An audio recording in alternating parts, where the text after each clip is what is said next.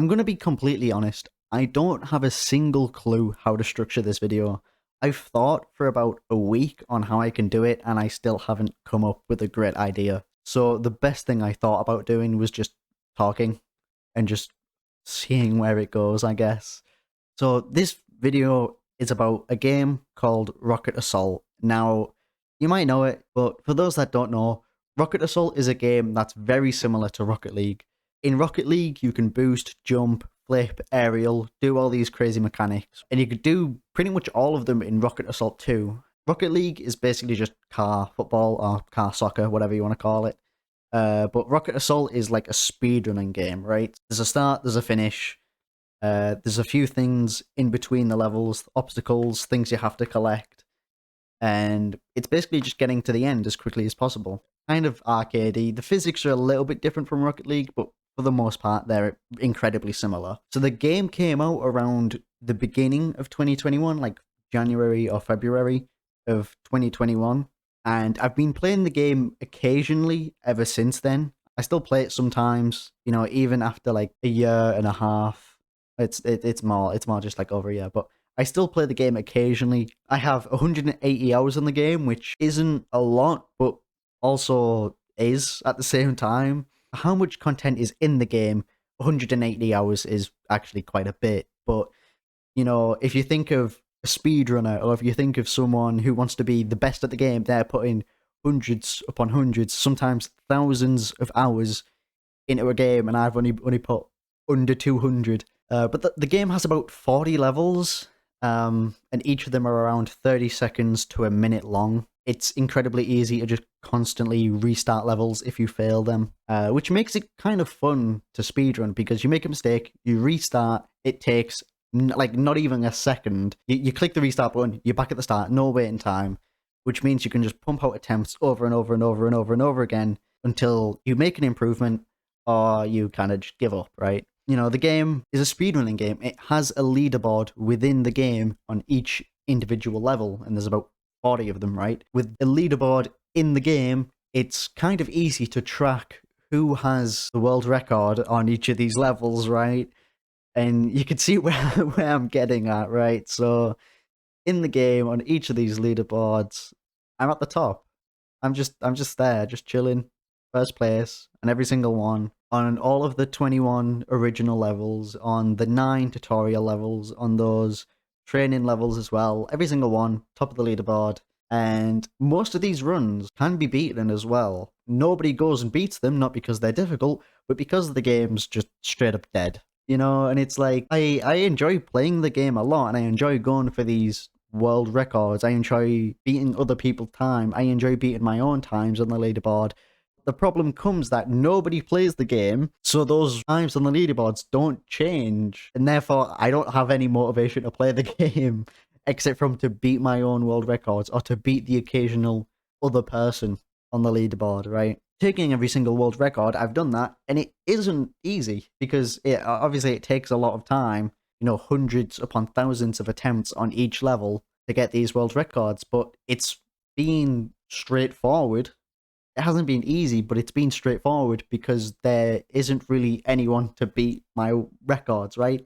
And every time someone does, they'll take one or two, and it takes me less than an hour to get them back, right? Which I guess it comes across as me being like, oh, I'm really good at this game and kind of egotistical in a way, but the game's dead, so it's not that hard to get these times on the leaderboards, you know. And I could go ahead and just grind this game and make some of these times, make some of these world records unbeatable. Some of them are close to that. Some levels are pretty much impossible to beat and take hours upon hours upon hours of grinding. Some levels I could go on and play the game right now and get it in half an hour, less than an hour maybe, right?